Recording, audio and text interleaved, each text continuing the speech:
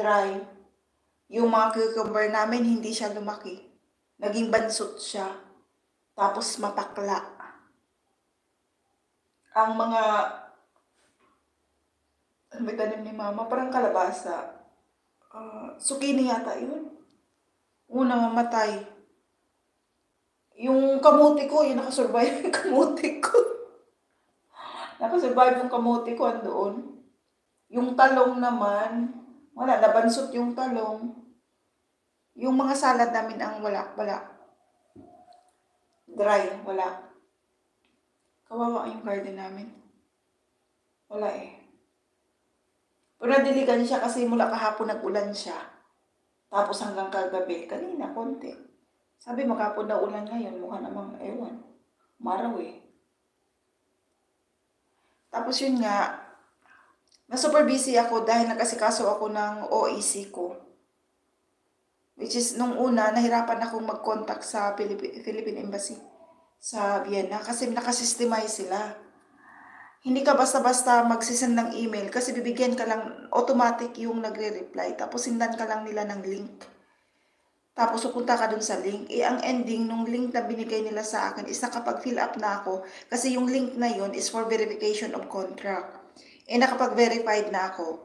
Once kasi na submit mo na lahat yun, magko-close kasi yung link na yun. Sasabihin nila, application done. So, nahirapan ako mag-apply ng OAC. So, email na naman ako. Sabi kong ganyan. Verified na ako yung contract ko. Pa-flight na ako. May flight details na ako.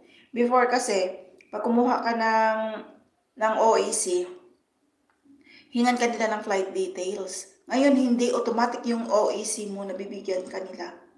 Once na nag-apply ka.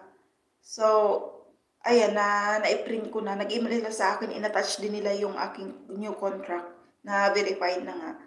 Though, naibigay na nila sa akin, nakapag-print na ako.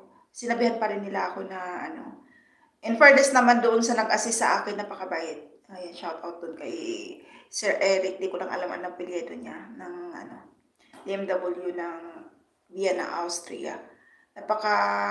Siya, matyaga siya mag-assist. Sabi niya sa akin, ito yung IC mo, punta ka lang dito sa BM online mo, ganyan, sa e-registration. Click mo lang yung ganito, lalabas na yung IC mo, for printing na yan. Then, i-attach mo lang tong verified contract mo.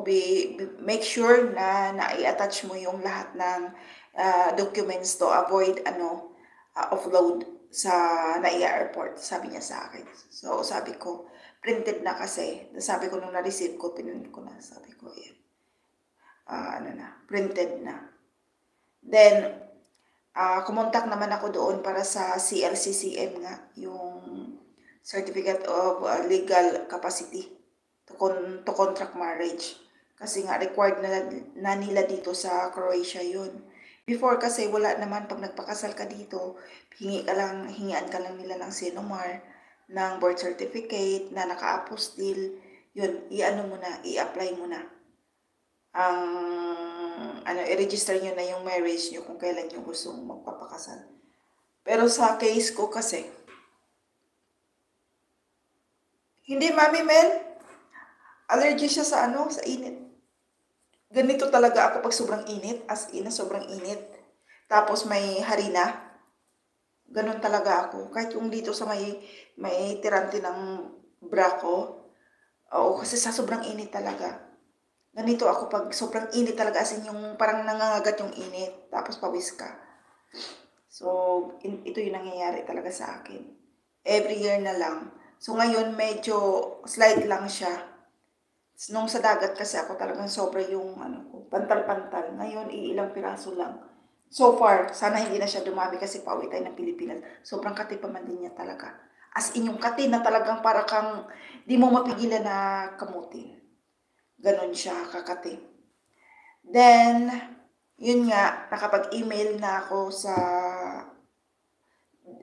Vienna.